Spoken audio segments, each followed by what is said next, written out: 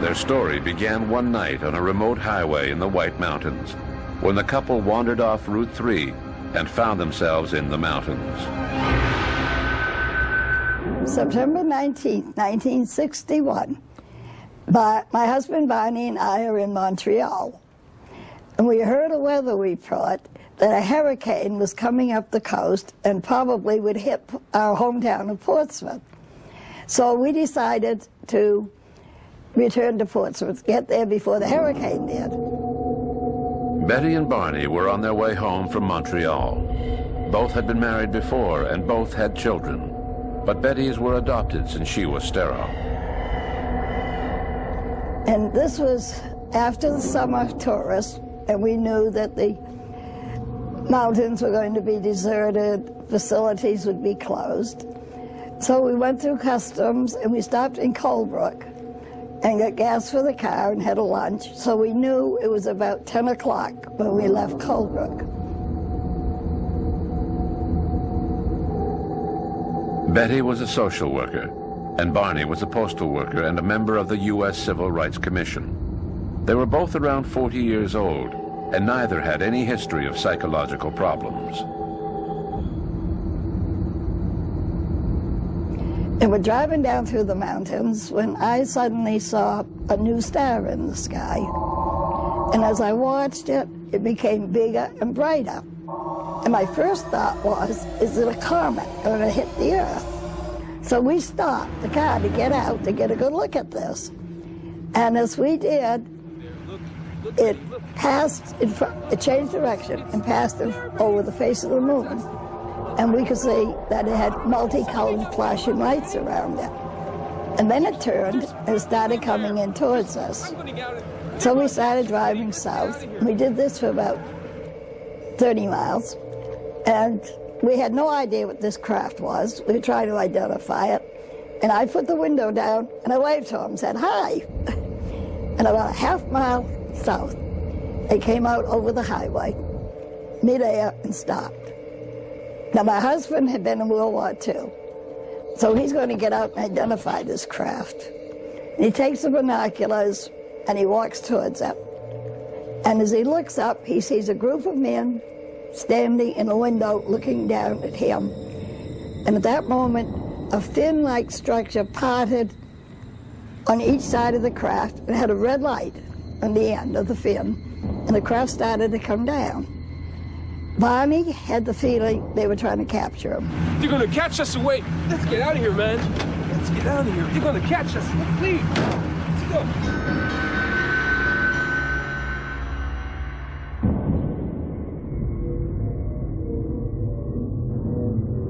Disoriented and distraught, the Hills realized where they were when they saw a sign 17 miles from the town of Concord.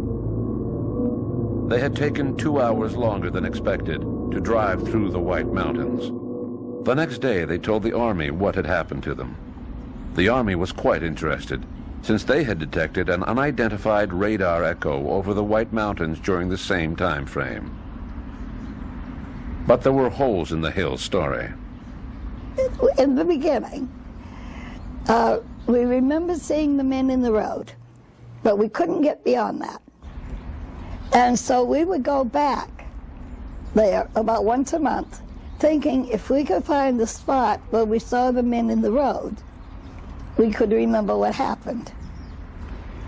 And we were beginning to get little memories back, but nothing too shocking. And then Barney's health failed, and he wasn't responding to medication, so his doctor sent him to a psychiatrist. And one day Barney mentioned how we were going north through the mountains and looking for the spot, and we were finding all kinds of people who had all kinds of UFO sightings, but nobody knew where the spot was.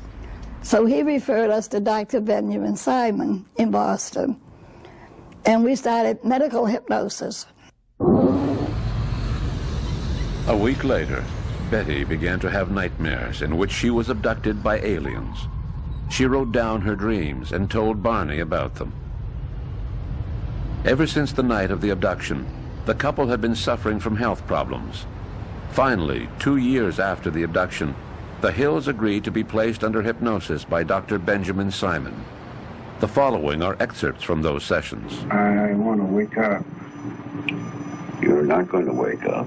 You're in deep sleep. You're comfortable, relaxed. This is not going to trouble you.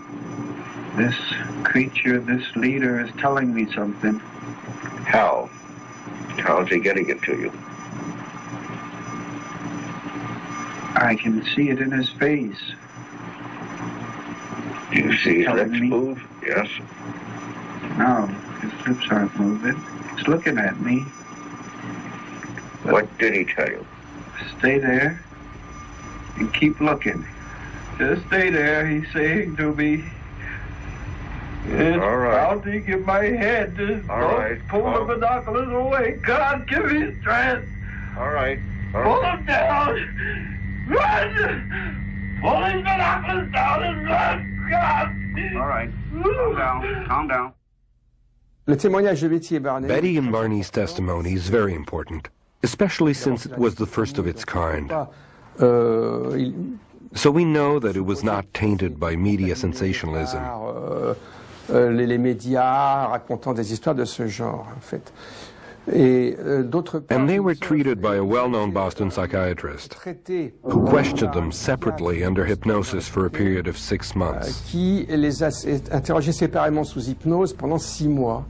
Et ils ont raconté They la both même told histoire. the same story.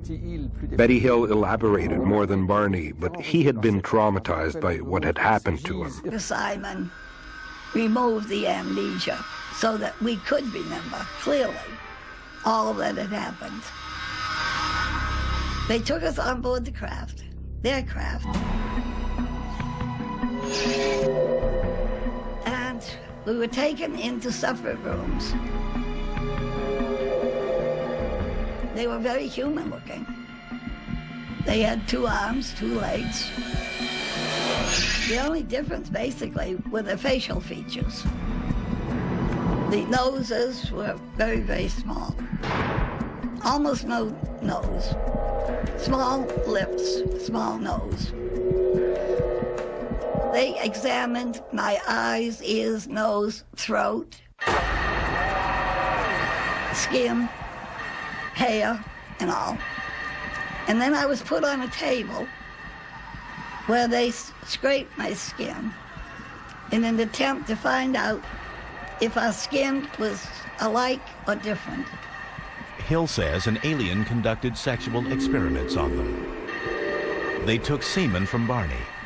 Betty may have had eggs extracted.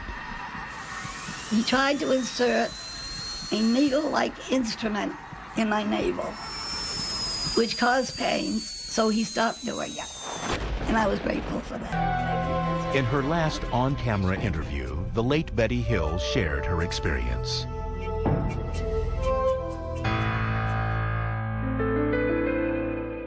My husband, Barney, and I are returning from Montreal, Canada. We're traveling down through the White Mountains of New Hampshire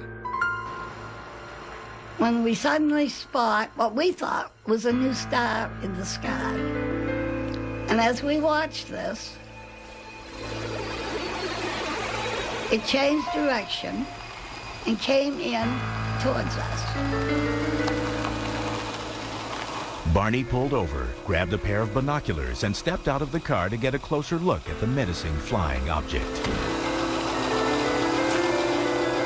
Betty Hill's niece, Kathy Martin, was a teenager when this incident occurred. In another stunning example of Clancy's basic true believer, baseless true believer stance, she repeated in her book the debunkers' old red herring about the Hills abduction, Betty and Barney, in which she asserted that despite their denial, Betty and Barney had watched the sci-fi program Outer Limits before they reported their UFO abduction experience, and that their description of the UFO occupants was formed by the alien figure depicted on the show. That fictional TV image, Clancy said, was, quote, of a big-headed, big-eyed alien who, quote, looked remarkably similar to those of today. They had big black wraparound eyes, no noses or mouths, and delicate, waif-like bodies. Unfortunately for her, another intrepid skeptical investigator, my friend and colleague David Jacobs, located a tape of the original Outer Limits program that she'd alluded to. It was called the Bolero Shield, and found that the alien depicted, there was only one, was of normal height, at normal bodily proportions, with deep-set eyes, but quite typical in shape and color. No waif-like body, no big black wraparound eyes. In fact, no resemblance at all to the figures the Hills described.